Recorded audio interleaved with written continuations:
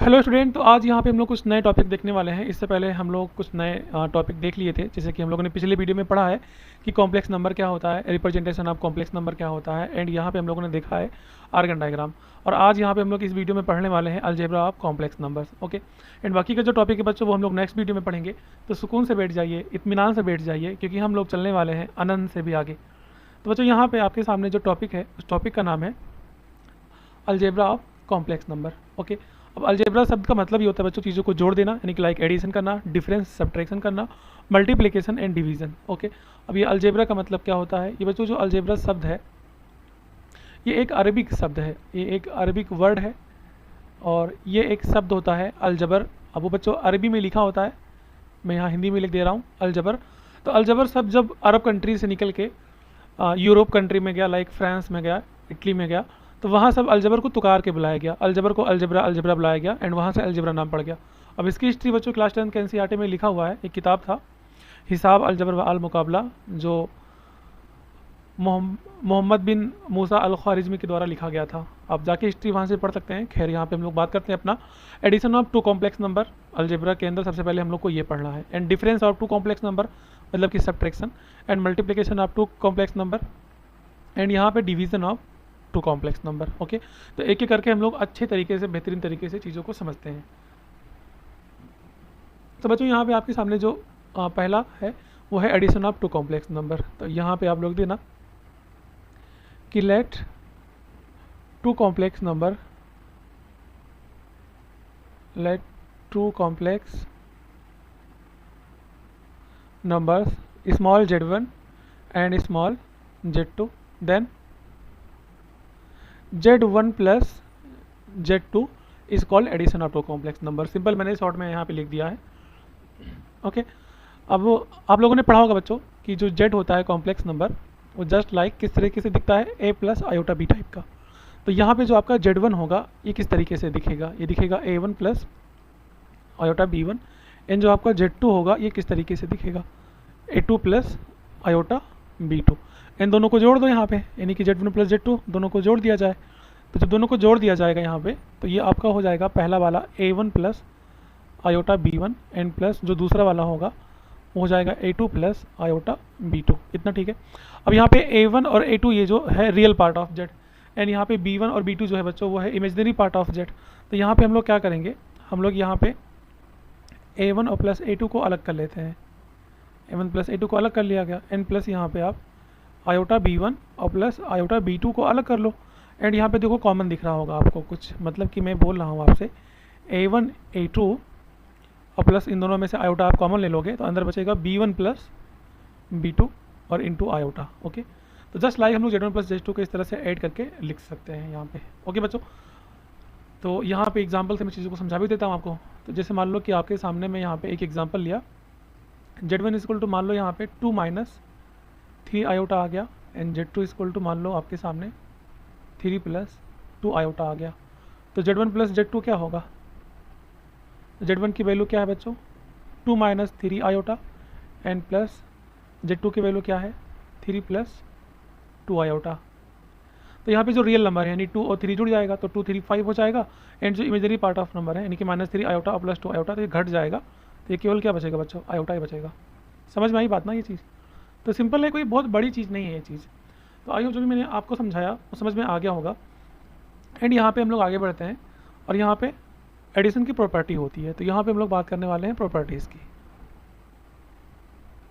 Okay, यहाँ हम लोग बात करने वाले हैं properties of addition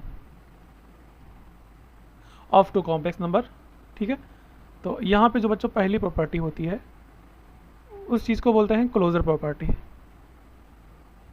closure property या क्लोजर लॉ भी बोलते हैं। अब यहाँ पे ये क्लोजर प्रॉपर्टी का मतलब समझो ध्यान से क्या होता है। तो क्लोजर लॉ या क्लोजर प्रॉपर्टीज़ को बोलते हैं। क्लोजर प्रॉपर्टी का मतलब होता है कि मान लो दो कॉम्प्लेक्स नंबर है z1 और z2 और दोनों को जोड़ दिया जाए, मतलब कि z1 और प्लस z2 को दोनों को जोड़ दिया जाए बच्चों, तो दोनों को जोड़ने पे जो आंसर आएगा वो भी कोई ना कोई कॉम्प्लेक्स नंबर ही होगा। समझ में आ रही बात ना? तो z1 प्लस z2 को जोड़ा गया तो कोई ना कोई कॉम्प्लेक्स नंबर आ गया, तो इस चीज़ को बोलते हैं क्लोजर। ओके, आई होप ये बात समझ में आपको सिंपल तरीके से आ गई होगी। एंड दूसरा आपका होता है बच्चों कॉम्यूटेटिव प्रॉपर्टी, कॉम्यूटेटिव प्रॉपर्टी या कॉम्यूटेटिव लॉ होता है। ओके, तो अब ये क्या चीज़ होता है इसको भी ध्यान से देख लो। तो कॉम्यूटेटिव लॉ का मतलब होता है बच्चों कि आप Z1 प्लस Z2 को सीधा जोड़ो एंड आप Z2 प्लस Z1 को उल्टा जोड़ो, आंसर सेम आएगा। सिंपल, मतलब 2 प्लस 3 आयोटा। जैसे एग्जांपल की यहाँ मैं थोड़ा सा इसके यहाँ पे बात करता हूँ कि जैसे मान लो मेरे सामने यहाँ Z1 equal to 2 plus 3 iota and Z2 equal to मान लो बच्चों 3 माइनस 2 आयोटा। अब इसको पहले सीधा जोड़ो, यानी कि Z1 प्लस Z2, तो 2 प्लस 3 आयोटा और यहाँ पे प्लस 3 माइनस 2 आयोटा। आंसर क्या आएगा यहाँ पे? तो 2 और 3 5 हो जाएगा एंड 3 में से 2 माइनस कर दोगे तो माइनस आयोटा आएगा। एंड इसका उल्टा जोड़ो, मतलब कि हम लोग पहले Z2 को जोड़े एंड फिर Z1 को जोड़े, है ना, Z1 को जोड़े। तो पहले क्या आ जाएगा? 3 minus 2 iota and plus 2 plus 3 iota. तो 3 2 5 हो जाएगा। यहाँ पे बच्चों प्लस आयोटा बचेगा, है ना। तो यहाँ पे आपका 3 में से 2 जाएगा तो क्या बचेगा? Plus iota. देखो सेम आ रही है ना, तो उल्टा सीधा जोड़ो आपका वो सेम आएगा। इस चीज़ को बोलते हैं कॉम्यूटेटिव लॉ। आई होप ये बातें जो यहाँ पे की जा रही हैं आपको समझ में आ रही होंगी। इसको ना मैं मिटा देता हूँ, इसको मैं मिटा देता हूँ। आगे बढ़ते हैं एंड यहाँ पे आपके सामने बच्चों जो तीसरा प्रॉपर्टी है उसको बोलते हैं एसोसिएटिव प्रॉपर्टी। ठीक है, एसोसिएटिव प्रॉपर्टी या एसोसिएटिव लॉ बोलते हैं, है ना। तो ये क्या होता है कि यहाँ पे कोई 3 कॉम्प्लेक्स नंबर मान लो है, ठीक है। तो 3 कॉम्प्लेक्स नंबर मान लो कि यहाँ पे मैंने कुछ इस तरीके से लिखा, मैंने Z1 लिखा प्लस Z2 लिखा प्लस Z3 लिखा एंड बराबर में मैंने वही चीज़ लिखा, Z1 लिखा प्लस Z2 लिखा एंड प्लस Z3 लिखा। अब एसोसिएट यानी एसोसिएटिव का मतलब क्या होता है बच्चों कि आप Z1 प्लस Z2 को एसोसिएट करके जोड़ो, दोनों को जोड़ो, फिर जो आंसर आया Z3 को जोड़ो एंड जस्ट जैसे आपने यहाँ पे Z3 को छोड़ दिया तो ऐसे यहाँ पहले वाले को छोड़ दो, Z1 को छोड़ दो एंड Z2 और Z3 को जोड़ दो, तो आंसर तभी यहाँ पे सेम आएगा। इस चीज़ को बोलते हैं एसोसिएटिव लॉ। ओके, एंड यहाँ पे चौथा जो होता है बच्चों वो होता है existence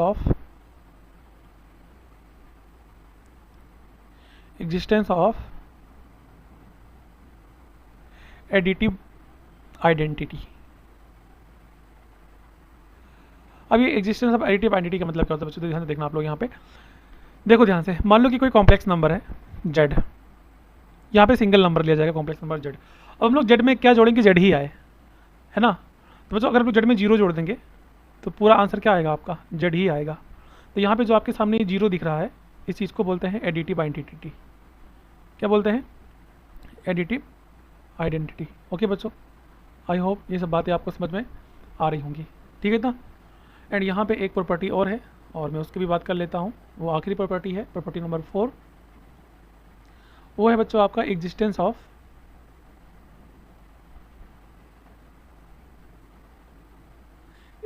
of additive inverse. Additive,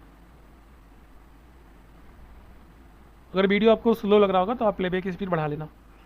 तो देखो यहाँ पे क्या होता है कि बच्चों यहाँ पे Z है। अब Z का उल्टा क्या होता है? इनवर्स का मतलब होता है Z का उल्टा। तो बच्चों जो एडिटिव इनवर्स होता है ना वो माइनस Z होता है, मतलब Z का उल्टा माइनस Z। तो अगर आप Z में बच्चों माइनस Z को जोड़ेंगे तो यहाँ पे आंसर क्या आएगा? 0। तो ये कुछ बातें हैं जो आप लोग इसको भूलना नहीं। एंड यहाँ पे जो माइनस Z है बच्चों इस चीज़ को बोलते हैं एडिटिव इनवर्स। ओके, तो आई होप ये बातें आपको जो यहाँ पे की गई हैं समझ में आ गई होंगी। यहाँ पर आपके सामने नेक्स्ट टॉपिक है, वो है difference of 2 complex numbers. Okay, तो सेम चीज़ यहाँ पर भी कि let Z1 and Z2 are 2 complex numbers. Okay, then Z1 minus Z2 is call difference of 2 complex number. Simple मैंने लिख दिया, इस सब चीज़ को लिखने की ज़रूरत नहीं है, बस केवल चीज़ों को यहाँ पे आप समझो, ठीक है बच्चों। तो जैसे यहाँ पर भी सेम चीज़ हम यहाँ पे सेम काम करने वाले हैं कि जैसे आप जानते हैं Z इक्वल टू क्या होता है? A plus iota B। तो यहाँ से जो आपका Z1 होगा ये हो जाएगा A1 plus iota B1 and जो आपका Z2 होगा बच्चों वो हो जाएगा A2 प्लस आयोटा B2। एक बात यहाँ पे याद रखना, आयोटा आपका फिक्स रहता है, नहीं आप इसको आयोटा 1 कर दो, इसको आयोटा 2 कर दो, केवल रियल नंबर आपके बदलते रहते हैं। अलग अलग कॉम्प्लेक्स नंबर में आयोटा मतलब जो इमेजिनरी नंबर है वो फिक्स रहता है, रियल नंबर आपके बदलते रहते हैं। तो जब हम लोग इन दोनों को बच्चों माइनस करेंगे, यानी कि Z word minus Z two, तो ये कितना आएगा, A1 plus iota B1 minus A2 plus iota B2। अब एक काम करना, आपने आगे माइनस लगाया है तो इस चीज़ को आप ब्रैकेट में लिख लेना। तो यहाँ पे आपका क्या आएगा, A1 और माइनस A2 यानी रियल पार्ट ऑफ जेड को अलग कर लो, n plus iota B1 n minus plus minus iota B2। तो वही सेम काम अलग अलग कर लो, यहाँ पे A1 minus A2 real part of Z को अलग कर लिया गया, N plus B1 minus B2 और आयोटा को बाहर कर लो, तो इमेजिनरी पार्ट ऑफ जेड को अलग कर लिया गया। इस चीज़ को बोलते हैं difference of two complex number. Okay, थोड़ा सा इसके लिए भी एग्जांपल है, समझ लो ध्यान से। तो यहाँ पे एग्जांपल में हम लोग क्या बात करेंगे कि मान लो कोई दो कॉम्प्लेक्स नंबर है बच्चों, 5 plus 3 iota and Z two equal to मान लो 6 माइनस 3 आयोटा। ओके, तो जो Z1 माइनस Z2 होगा वो क्या होगा, तो Z1 की वैल्यू है 5 plus 3 iota and minus Z2 की वैल्यू है 6 माइनस 3 आयोटा। बट आगे माइनस लिखा है तो इसको ब्रैकेट में कर लो, क्योंकि माइनस के अंदर मल्टीप्लाई हो जाएगा। तो ये हो जाएगा 5 plus 3 iota and minus 6 minus minus plus 3 iota. तो यहाँ पे इसको सॉल्व करोगे तो 5 माइनस 6 आएगा आपका -1 एंड प्लस 3 आयोटा और प्लस 3 आयोटा, ये आपका बच्चों क्या हो जाएगा 6 आयोटा। ओके, तो ये आपका आंसर हो गया सिंपल। तो आपके सामने यहाँ पे नेक्स्ट टॉपिक और वो है multiplication of two complex number. Okay, तो multiplication of two complex number क्या होता है जरा ध्यान से देखना। वही सेम चीज़ कि let Z1 and Z2 are two complex numbers, then Z1 into Z2 is called multiplication of two complex number. Okay, तो जैसे बच्चों यहाँ पे पुराना जैसे था Z इक्वल टू आपने आयोटा B बोला, तो Z1 आपका क्या बना A1 plus iota B1 and Z2 क्या बना आपका A2 प्लस आयोटा B2। तो यहाँ से जब दोनों का मल्टीप्लाई कराओगे यानी कि Z1 और Z2 का, तो एक में आपको लिखना है A1 प्लस आयोटा B1 और एक में आपको लिखना है A2 प्लस आयोटा B2। तो मल्टीप्लाई करना आई थिंक आपको आता होगा। A1 का मल्टीप्लाई बच्चों आप सब में करा दो, तो A1 A2 हो जाएगा N plus iota A1 B2 हो जाएगा एन प्लस आयोटा B1 का मल्टीप्लाई सब में ही करा दो आप, तो यहाँ पे हो जाएगा आयोटा B1 A2 और प्लस यहाँ पे आयोटा का square B1 into B2। Okay, तो मैंने A1 को दोनों में मल्टीप्लाई कराया, फिर मैंने आयोटा B1 को दोनों में मल्टीप्लाई कराया, तो इस तरीके से आपके सामने यहाँ पे निकल के कुछ नंबर्स आ गए। एंड आगे बढ़ते हैं और ध्यान से आप लोग यहाँ पे देखना। तो यहाँ पे बच्चों आपका हो जाएगा ये A1 A2 और प्लस आयोटा दोनों में कॉमन ले लो, तो अंदर बचेगा A1 B2 है ना, और प्लस A2 B1 और बाहर क्या बैठेगा आयोटा। और आयोटा का स्क्वायर के जो वैल्यू होता है बच्चों ये होता है -1, तो minus plus minus B1 into B2 आपका बचेगा। ओके, तो आई होप ये बातें जो मैंने यहाँ पे आपको बताई हैं वो समझ में आ गई होंगी। तो यहाँ पे आप चाहो तो जो रियल पार्ट ऑफ जेड है इसको अलग करके भी लिख सकते हो। तो यहाँ पे आपका क्या हो जाएगा A1 A2 minus B1 B2 अलग यानी रियल पार्ट ऑफ जेड अलग and plus A1 B2 plus A2 B1 into iota है ना, ये अलग हो गया। समझ में आ गया। तो इस तरीके से हम लोग मल्टीप्लाई कराएंगे। एंड यहाँ पे हम लोग एक एग्जांपल देके बात कर लेते हैं। तो इधर मैं एग्जांपल यहाँ पे लिख देता हूँ। तो जैसे मान लो कि आपके सामने Z1 इक्वल टू बच्चों 2 minus iota and Z2 equal to मान लो 5 प्लस आयोटा आ जाए, तो यहाँ पे आप मल्टीप्लाई कैसे कराओगे, मतलब कि Z1 और Z2 का मल्टीप्लाई कैसे कराओगे, तो ये ऐसे कराओगे, ऐसे कराओगे आप 2 minus iota and 5 plus iota. Okay, तो यहाँ पे 2 को सबसे मल्टीप्लाई करा दो, तो 2 5 जो 10 and 2 iota and minus 5 iota and minus plus minus iota का स्क्वायर, तो ये हो जाएगा 10 प्लस 2 आयोटा माइनस 5 आयोटा, ये बचेगा बच्चों आपका -3 आयोटा एंड आयोटा का स्क्वायर की जो वैल्यू होती है वो -1 होती है। तो यहाँ से आपका ये आ जाएगा 10 माइनस माइनस प्लस यानी कि +1 and minus plus minus 3 iota. तो यहाँ से आपका फाइनल आंसर आएगा 11 माइनस 3 आयोटा। सिंपल सा एग्जांपल मैंने लेके यहाँ पे आपको चीज़ों को समझा दिया। ओके, तो आई होप ये बातें आपको जो मैंने यहाँ पे की हैं वो समझ में आ गई होंगी। एंड यहाँ पे इसकी भी भैया अपनी प्रॉपर्टी होती है, तो प्रॉपर्टी की बात कर लेते हैं। तो यहाँ पे हम लोग बात करते हैं प्रॉपर्टीज़। हाँ, इनका प्रॉपर्टी होता है ना, इनका प्रॉपर्टी आपका होता है। तो इसमें भी जैसे आपका पीछे जो पढ़ा है भी आपने क्लोजर कॉम्यूटेटिव, इसमें भी सब कुछ होता है।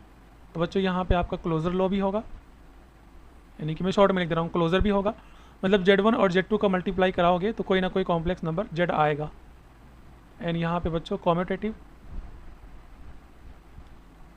कॉम्यूटेटिव कॉम्यूटेटिव मतलब क्या होता है यहाँ पे कि जैसे आपने सीधा मल्टीप्लाई कराया Z1 Z2 का, तो उल्टा भी सेम ही आएगा, ये भी चलेगा। एंड तीसरी प्रॉपर्टी क्या थी? एसोसिएटिव। एसोसिएटिव क्या होती है? Z1 Z2 को साथ में लो, Z3 को बाहर बैठाओ एंड Z1 को अलग कर दो एंड Z2 और Z2 को साथ में लेके इस तरह से मल्टीप्लाई कराओगे तो भी यहाँ पे आपका बात सही हो जाएगा। एंड यहाँ पे जो एग्जिस्टेंस ऑफ आइडेंटिटी वाली प्रॉपर्टी है, तो बच्चों यहाँ पे बोलते हैं उसको existence of multiplicative identity, identity. तो यहाँ मल्टीप्लिकेटिव आइडेंटिटी होती है। तो यहाँ पे जैसे आपने Z में क्या जोड़ा कि Z ही आ गया, तो यहाँ पे हम लोग Z में किस नंबर से मल्टीप्लाई करें कि Z ही आए। तो अगर मैं यहाँ से 1 से मल्टीप्लाई कर दूँ तो आपका Z ही आएगा। तो यहाँ पे बच्चों जो आपका 1 दिख रहा है ना, इस 1 को बोलते हैं मल्टीप्लिकेटिव, मल्टीप्लिकेटिव आइडेंटिटी। ओके, तो यहाँ पे जो आपका आखिरी प्रॉपर्टी है वो होता है मल्टीप्लिकेटिव इनवर्स, यानी कि जो एग्जिस्टेंस ऑफ इनवर्स वाली प्रॉपर्टी थी, है ना। तो जैसे आपने उसमें देखा कि हम लोग Z का उल्टा क्या होता है, तो मैंने Z का उल्टा क्या बोला था बच्चों? -Z। तो कितना आया था? 0 आया था। बट यहाँ पे Z का उल्टा क्या होता है? तो Z का उल्टा बच्चों होता है 1/Z। तो Z से Z कैंसिल हो जाएगा, तो यहाँ पे क्या आएगा? 1 आएगा। मतलब कि Z इंटू Z का इनवर्स, वो वैल्यू कितनी आएगी? 1 आएगी। समझ में आ रहा है ना। तो यहाँ पे जो मल्टीप्लिकेटिव इनवर्स होगा बच्चों Z का, वो Z इनवर्स हो जाएगा। क्या हो जाएगा? Z inverse. तो आई होप ये जो बातें यहाँ आपको बताई गई हैं वो समझ में आई होंगी।